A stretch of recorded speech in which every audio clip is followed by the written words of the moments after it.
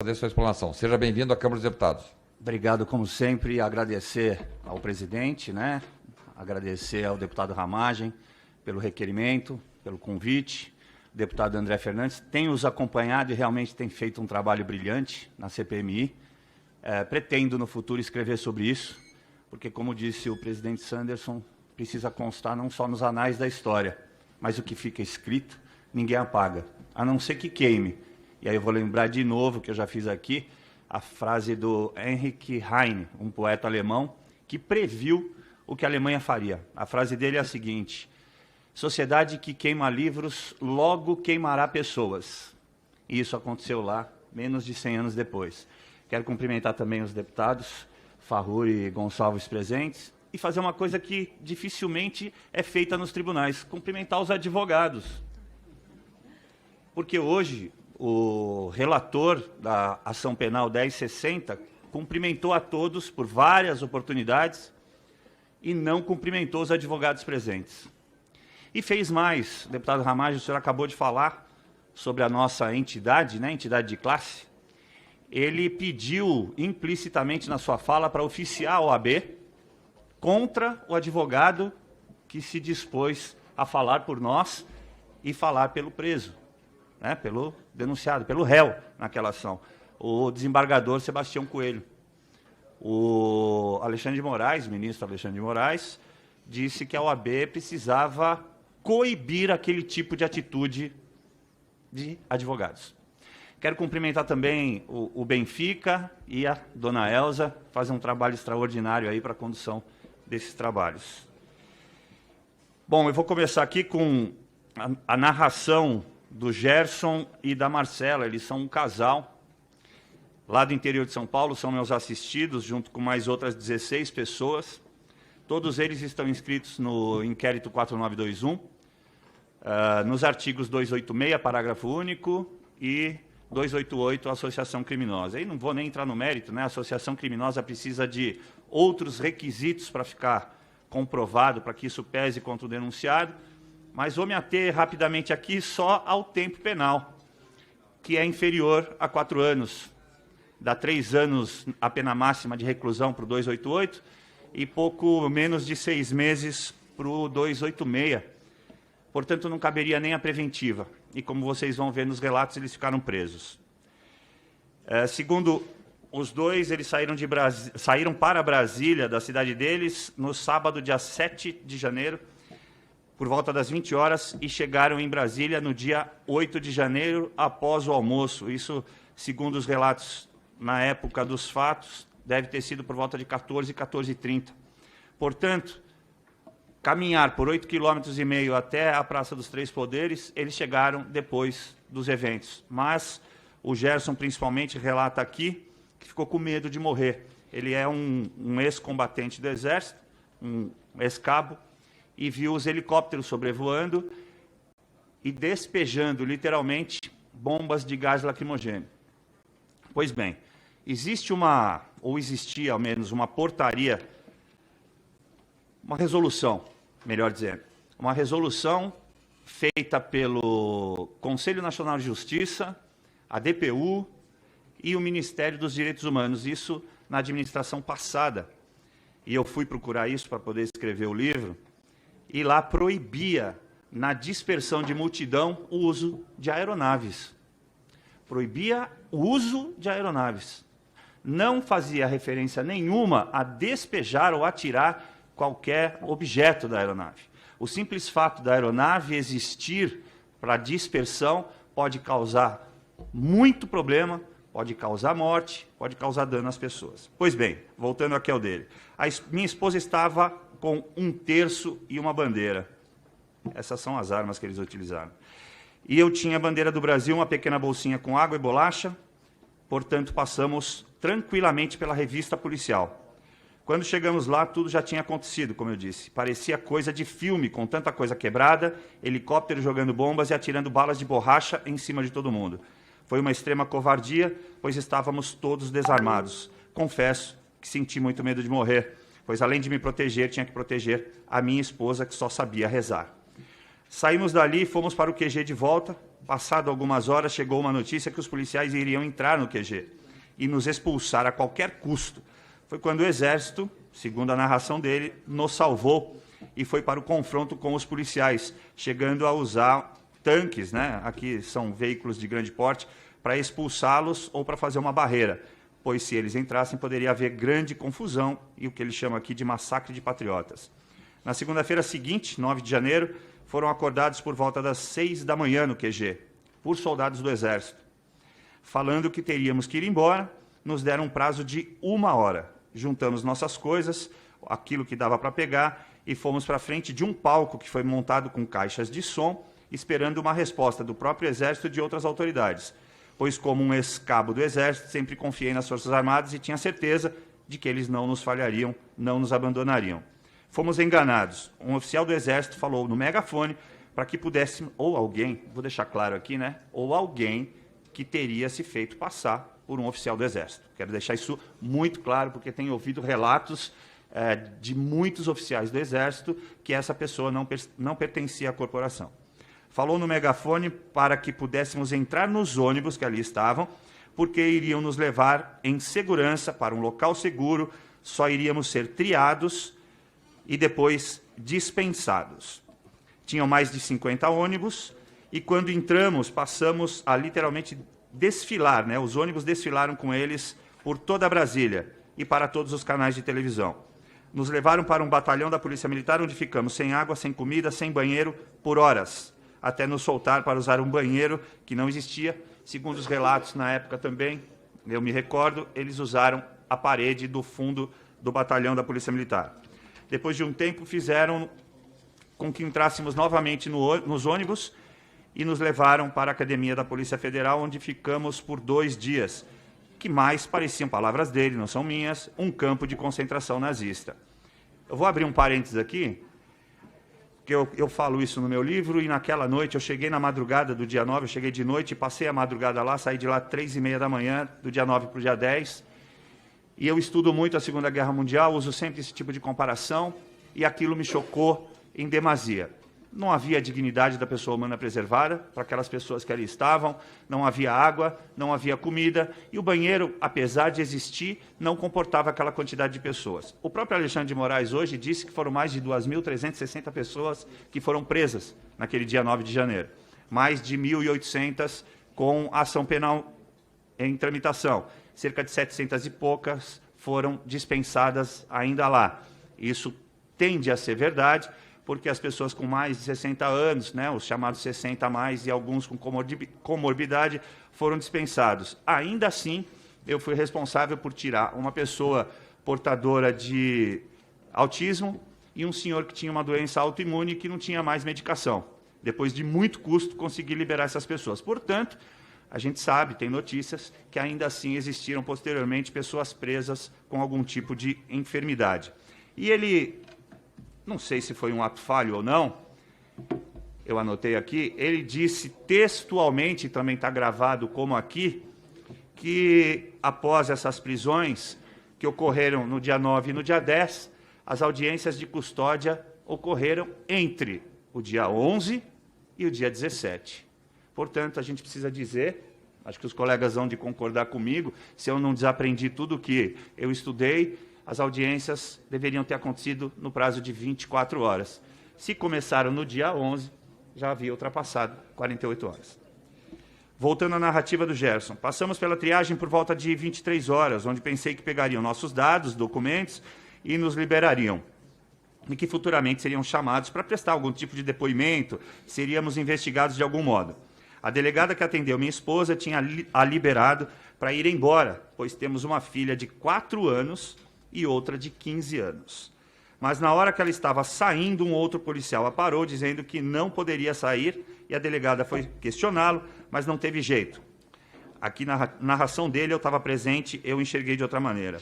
A delegada, com lágrimas nos olhos, disse que eram ordens e que ela não tinha mais o poder discricionário de soltar, prender mais ninguém naquele momento. Não condiz especificamente aos fatos, eu precisei argumentar um bocado com essa delegada e, no final, ela realmente rejeitou essa questão de liberar, mesmo a gente argumentando que mães com filhos abaixo de 12 anos deveriam ser liberadas. Pela manhã fomos levados para o IML, tiramos fotos sem camisa, dali partimos para o presídio de segurança máxima Papuda e me perguntava sempre, por que, se eu não fiz nada de errado, uma sensação de impotência me tomou, deveriam investigar e prender os verdadeiros culpados e não sair prendendo gente inocente. Passamos por um constrangimento horrível, pois tivemos que, sem roupas, nos abaixar por algumas vezes na frente de policiais, homens e mulheres. Pelo visto, estavam todos misturados devido à quantidade de pessoas. Ali me vi preso, aos 39 anos de idade, sempre fui um homem honesto, trabalhador, bom filho, bom marido, bom pai, nunca roubei, nunca matei, nunca trafiquei, nunca usei drogas, tendo que entrar em uma cela. Eu vou pegar esse link aqui do Nunca Trafiquei. Se ele tivesse traficado e tivesse ido a julgamento hoje, no máximo, né, Giovanni, teria pego 12 anos de cadeia.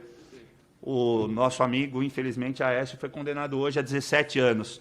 E não sei se é coincidência, mas em 2018 o número do Bolsonaro era 17. E hoje é dia 13. Hoje é dia 13 do 9, né? Dispensa comentários. Fiquei 15 dias sem comer, pois a comida era horrível. E ao invés de ver os meus colegas reclamando que a comida estava azeda, passei os primeiros dias só comendo pão, suco e água. A água era horrível, além de tudo, vinha toda enferrujada, nem o todinho eu conseguia tomar. Me dava dor de barriga e, para não usar o banheiro, porque também era um para todo mundo, preferia evitar. Tinha certeza que eu sairia no máximo no outro dia. Todo dia eu pensava a mesma coisa, e assim passaram-se os primeiros 15 dias. Logo percebi que não sairia daquele lugar horrível tão cedo. Fiquei muito fraco, emagreci, pensei em minhas filhas e comecei a comer um pouco para poder sobreviver. No dia 7 de fevereiro, minha coluna travou no pátio, quando fomos abaixar para o confere no banho de sol. As pessoas me levaram até um banco, pois ali não mexia mais as minhas pernas. Tive atendimento com 2 fisioterapeutas patriotas depois que saí da prisão. Pedi remédio para os guardas e ali vi quão horrível é estar naquele lugar. Ele não deu o remédio e não nos autorizou também a pegar um remédio que eu tinha na minha bolsa. Por fim, tive que esperar mais de uma semana para atendimento médico, com fortes dores na coluna, irradiando para a perna, e tive que rolar no chão da cela para tentar dormir de vez em quando. Nem saía mais para o banho de sol, pois não tinha forças. Fui ter atendimento médico só no dia 15 de fevereiro, quando me levaram em cadeira de roda, tomei Voltaren e cetoprofeno, mas não resolvia. Ficava sem dores por 3 a 4 horas, depois já voltava as dores terríveis. Voltei no dia seguinte, 16 de fevereiro, pois as dores só aumentavam. Tomei dexametasona e levei uma cartela de dipirona, 500 gramas, na verdade miligramas, né? E cetoprofeno, os únicos remédios do presídio. Fiz fisioterapia, melhorou na hora, mas depois vinha mais forte, essas dores vinham mais forte. Achava que eu não iria resistir, por várias vezes achei que iria morrer por não aguentar as dores fortes. Dentre esse período, fui obrigado, contra a minha vontade, a fazer exame de DNA, outra violação das garantias dessas pessoas. Dia 18 de fevereiro, fui levado para o UPA. O guarda solicitou atendimento através do resgate. Porém, a desculpa era que demorou muito por ser sábado de carnaval. Demorou mais ainda pela burocracia para eu sair do presídio. Já não estava mais aguentando tantas dores, com muito custo os policiais foram com um carro de escolta, com mais um policial ao meu lado na ambulância. Foi humilhante, várias pessoas no UPA me olhando na cadeira de rodas. Enfim, não deve ter sido fácil para ele. Ele diz assim, para finalizar a parte dele, foram 22 dias sem dormir devido às dores na coluna e ninguém fez nada. Recebi meu alvará de soltura no dia 15 de março e fui embora do presídio mesmo sem a receita médica. Por sorte, no CIMI tinha uma médica patriota que receitou a injeção e fizeram uma vaquinha e o trouxeram de volta para São Paulo, né, meu estado, de avião.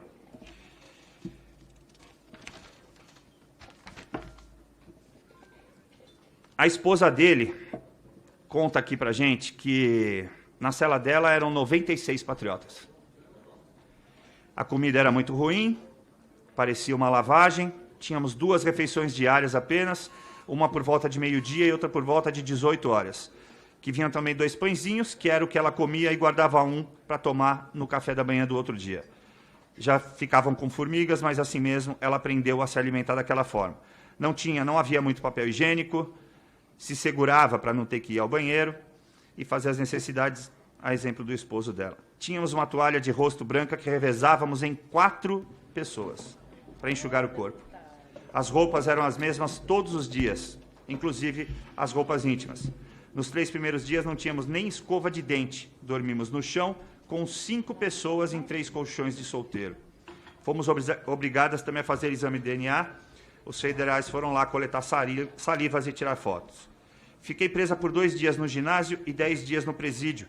Achei que não sobreviveria e aquela tortura, pois estava muito fraca, sem me alimentar direito, emagreci 6 quilos. O esposo emagreceu 20 quilos. Eu passo agora rapidamente ao da Renata, tentar ser mais sucinto. Aqui a Renata tem 49 anos, é uma comerciante, também do interior de São Paulo. No dia 9, ela e alguns amigos pretendiam ir embora, frustrados com o que havia acontecido em Brasília, mas foram obrigados a seguir rumo ao ônibus e logo viram que seria uma armadilha. Não tiveram escolha, os militares fortemente armados os obrigaram a entrar nos ônibus. Ali notaram que passariam maus bocados e algumas pessoas que hoje considero meus amigos, apertados, aterrorizados nos ônibus. Nos foi dito que seríamos todos levados a um local seguro e que seríamos liberados. Se a gente perguntar aqui, acredito que para todos os colegas, para as pessoas que passaram, o relato vai ser, se não 100%, porque nada na vida é 100%, na grande maioria das vezes vai aparecer essa declaração, que eles foram enganados, acreditando que seriam posteriormente liberados. Haviam dito que quem tinha filhos menores, a Renata também tinha, é mais uma que pode entrar para a lista, eu realmente não me lembrava, tinha filhos menores de 12 anos seriam liberados, mas eu fui impedida nesse dia porque o filho dela estava completando 13 anos e a outra filha de 10 anos, uma policial levou-a até a sala de seu superior, mas também voltaram de lá frustrada. Medo e terror já fazia parte do dia a dia que eles estavam vendo a partir dali. Ela ficou na ala A e, por graça de Deus, segundo ela, fiquei no local com 5 mulheres da mesma cidade. Ficamos no berçário que foi esvaziado para recebê-las. Somaram 98 mulheres no mesmo local. Elas não se conversaram, elas não têm essa liberdade, elas não podem se falar, embora sendo da mesma cidade. E, recentemente, elas foram impedidas pelo juiz da comarca, o juiz da VEC, é um juizado federal lá. Ele criou um outro critério que não existe na resolução do CNJ, separando-os por horário. Então, se não estiver naquele horário, vai ficar com falta. Isso não tem previsão legal. E eles estão se apresentando, como todos nós sabemos, todas as segundas-feiras. Eu quero fazer uma outra parte aqui em relação ao Gerson. O Gerson atrasou, semanas atrás, 11 minutos para chegar em casa. O CIMI ligou. E, obviamente, pedindo esclarecimento, ele deu. Olha, peguei, além do trânsito da cidade, peguei a linha férrea. E a corporação do trem levou mais de 10 minutos para passar. Por isso que eu cheguei 11 minutos atrasado. Acho que todos vocês vão ficar surpresos como eu, porque o juiz nos intimou para que seja feita uma justificação. Eu tinha o prazo de 5 dias, eu o cumpri e disse ao juiz, e estou esperando agora a OAB me notificar, que eu só queria que o meu cliente fosse tratado como um bandido. Porque a resolução 413 do CNJ não fala em horário, não estipula prazo de atraso. Portanto, o que estavam fazendo era ilegal. Eu ainda estou esperando, dentro desses 10 dias, aí, a resposta desse juiz, mas já espero, sim, ser notificado pela OAB. Eu vou finalizar aqui. Ela diz, no que tange a família dela, assim como a família do Gerson, que todos foram incluídos nesse abalo. Ela tem anjos na vida dela, psicólogas que ajudam voluntariamente. Tenho que fazer tratamento endócrino, pois desenvolvi uma gastrite devido à má alimentação e o nervoso vivido. Adquiri dermatite nas mãos. Tenho crise de ansiedade, passo dias na cama com depressão. Minha vida virou do avesso. Toda segunda-feira preciso me apresentar no Fórum Setor Criminal com hora pré-determinada, como acabei de dizer. Proibida de manter contatos com outros patriotas. Tenho muito medo do que pode acontecer de agora em diante, de ser presa novamente e ser esquecida lá. Ser esquecida lá dentro e morrer. E vocês nem acharem o corpo, como acontece em guerras e como aconteceu no Holocausto. Medo de não ver mais meus filhos, de não poder mais ir à praia. Nesse final de ano, meu filho fará a primeira comunhão e eu não poderei participar. O que será de nós patriotas de agora em diante? Teremos nossa dignidade de poder viver nossa vida de volta? A tornozeleira machuca, corta nossa pele, vibra, faz barulhos, vive um intenso terror. Só que agora compartilho com minha família, que vive tensa a cada vez que o telefone toca, com medo de que seja uma má notícia. A tornozeleira é assim uma marca em meu corpo, é uma prisão, ando com ela sempre acompanhada pela bandeira do Brasil. E ela espera, clama em Deus, que exista uma saída para eles. Para finalizar, presidente, como eu disse, eu sempre faço comparações com a Segunda Guerra Mundial. A gente precisa aprender com a história, né, para não repeti-la, mas parece-me que a gente não aprendeu. Aconteceram 2 fatos marcantes na minha vida. Um foi o que eu já relatei, eu me vi diante de um campo de concentração sem precisar ter ido para Auschwitz, que acredito que quem gosta desse tipo de matéria, que estuda isso, tem o desejo de conhecer, assim como Dachau, perto de Munique, assim como, de repente, ir na praia de Omaha e ver os tributos feitos aos aliados. Hoje eu tive a oportunidade de vendo o Sebastião Coelho dizendo que o STF se tornou um tribunal político, algo que Barroso já havia dito também antes dele. Eu o procurei depois e disse que isso na Alemanha tinha nome, chamava Volksgerichtshof, e eu treinei muito para dizer essa palavra, então vou dizer de novo. Volksgerichtshof, Tribunal do Povo, Volksgerichtshof. Hoje, nesse primeiro julgamento, como eu disse aí, 17 anos, né? Ele acabou pegando. Lembremos aí o número, depois da multa de 22 milhões, eu vi o senhor Alexandre de Moraes, ministro do STF, repetir insistentemente que tudo começou lá atrás. Agora, a partir de então, será amor e ordem. Só um partido, imaginei eu, só um partido, só uma ideologia, só uma forma de pensar. Eu já falei disso, né? Só para constar, a pena média para traficante é de 12 anos. No livro eu comparei esse acontecimento do 8 de janeiro com o incêndio do hashtag. E agora vocês vão entender esse segundo momento que eu vivi hoje na minha vida.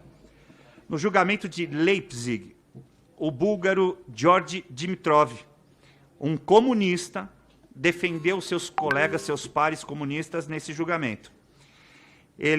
13 anos depois, ele se tornaria primeiro-ministro da Bulgária. Ele convenceu mais de 100 de jornalistas e o próprio juiz da causa a inocentar todos os envolvidos no caso, menos o Van der Lubbe, que era o estudante comunista holandês que teria colocado fogo no hashtag. Ele disse a seguinte frase, e assim eu vou encerrar. Abro aspas. Gostaria que o senhor Göring, ele se refere a Hermann Göring, ministro do interior da Prússia do governo de Hitler, demonstrasse como apenas um homem, armado com uma caixa de fósforos e 4 pacotes de carvão, pôs fogo em um prédio enorme como o hashtag, sozinho, sem que a polícia o visse. E foi condenado. Hoje, o ex-desembargador Sebastião Coelho, até no desembargador, disse essa frase de forma parecida. Ele queria que o tribunal mostrasse como é que pessoas armadas com bandeiras, com terços, invadindo os prédios, tomariam o poder num domingo. Agradeço, presidente, e a todos presentes. Obrigado, doutor Cláudio Luiz Caivano, advogado.